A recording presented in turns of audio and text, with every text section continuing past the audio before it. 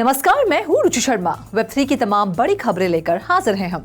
Louis Vuitton एक नई NFT के साथ अपनी वेब3 जर्नी को आगे बढ़ा रहा है।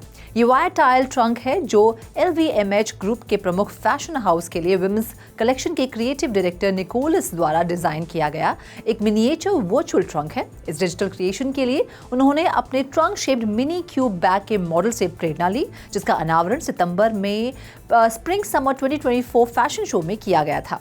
इस डिजिटल कलेक्टिबल के 200 एडिशंस की कीमत 6,000 यूरोज है और ये विशेष रूप से ब्रांड के वाया कस्टमर्स के लिए रिजर्व्ड है। ये एक प्रोग्राम है जिसे जून 2022 में लॉन्च किया गया था।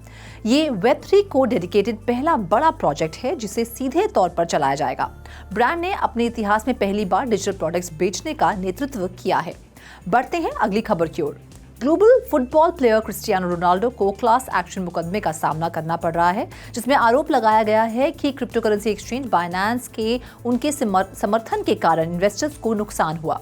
27 नवंबर को फ्लोरिडा डिस्ट्रिक्ट कोर्ट में दायर मुकदमे में रोनाल्डो पर बाइनेंस प्लेटफॉर्म पर अनरजिस्टर्ड सिक्योरिटीज की सेल को एक्टिवली प्रमोट करने और इसमें भाग लेने का आरोप लगाया गया है। क्रिप्टो करेंसी एक्सचेंज बाइनेंस ने अपने नॉन फंजिबल टोकन कलेक्शन को बढ़ावा देने के लिए रोनाल्डो के साथ मल्टी ईयर पार्टनरशिप की थी। मुकदमे में आरोप लगाया गया है कि रोनाल्डो के इमेंस इन्फ्लुएंस और रीच के साथ इस पार्टनरशिप ने इन्वेस्टर्स को बाइनेंस की ओर आकर्षित किया, जहां उन्हें अनरजिस्टर्ड सिक्योरिटीज में इन्वेस्ट करने के लिए लुभाया गया। बाकी अहम खबरों के लिए करते हैं विशाखा का रुख। डिजिटल एसेट प्लेटफॉर्म कॉइनचेंज ने बिटकॉइन, ईथर और प्रमुख स्टेबल कॉइन्स के लिए अपनी API बेस्ड यील्ड सर्विस को बढ़ाने के लिए सीरीज बी फंडिंग में $10 मिलियन जुटाए हैं। बुधवार को एक ईमेल अनाउंसमेंट के अनुसार इस राउंड का नेतृत्व G1.VC, spirit blockchain, good news ventures, K2.ca और अटोया वेंचर्स ने किया, जिसमें मिंट फॉक्स ने भी भाग लिया। टोरंटो बेस्ड कंपनी अन्य बिजनेसेस को टारगेट कर रही है, मुख्य रूप से क्रिप्टो एक्सचेंज जो अपने क्लाइंट्स को ट्रेडिंग और यील्ड की पेशकश करना चाहते हैं। डिसेंट्रलाइज्ड फाइनेंस मार्केट्स में यील्ड फार्मिंग स्ट्रैटेजीज प्रदान करने के लिए कॉइनचेंज अपनी अर्न API सर्विस के माध्यम से ये पेशकश करता है। एक API या एप्लीकेशन प्रोग्रामिंग इंटरफेस एक कंप्यूटर को दूसरे कंप्यूटर से इंफॉर्मेशन क्वेरी करने और रिट्रीव करने की अनुमति देता है। बढ़ते हैं अगली खबर की ओर। यूके गवर्नमेंट ने बुधवार को क्रिप्टो यूजर्स से पेनल्टी से बचने के लिए किसी भी अनपेड कैपिटल गेन्स या इनकम टैक्सेस को वॉलंटरी डिस्क्लोज करने का आह्वान किया और उन्हें भुगतान करने के तरीके पर गाइडेंस पब्लिश किया। टैक्स डिस्क्लोजर्स में बिटकॉइन, नॉन फंजिबल टोकन्स और यूटिलिटी टोकन्स जैसे एक्सचेंज टोकन से कैपिटल गेन्स या इनकम रिफ्लेक्ट होनी चाहिए।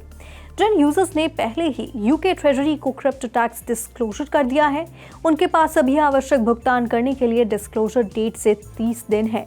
पोस्ट में कहा गया है कि अगर डेडलाइन तक नहीं होती है तो ट्रेजरी मनी रिकवर करने के लिए कदम उठाएगा और यूजर्स को पेनल्टीज का सामना करना पड़ सकता है। Aspiring crypto hub crypto tax पर अपना रुख स्पष्ट कर रहा है।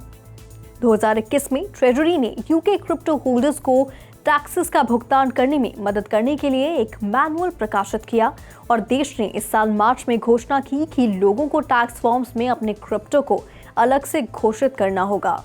ओवर टू यू रोशनी।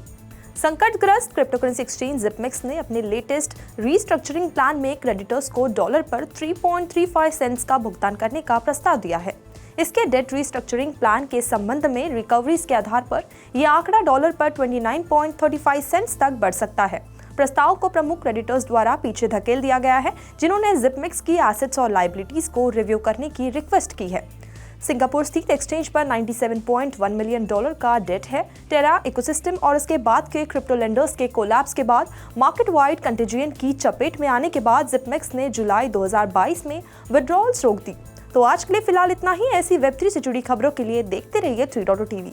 ऐसी और ज्यादा अपडेट्स के लिए हमारी वेबसाइट www.3voztv.io पर लॉग ऑन करें या फिर स्कैन करें QR कोड।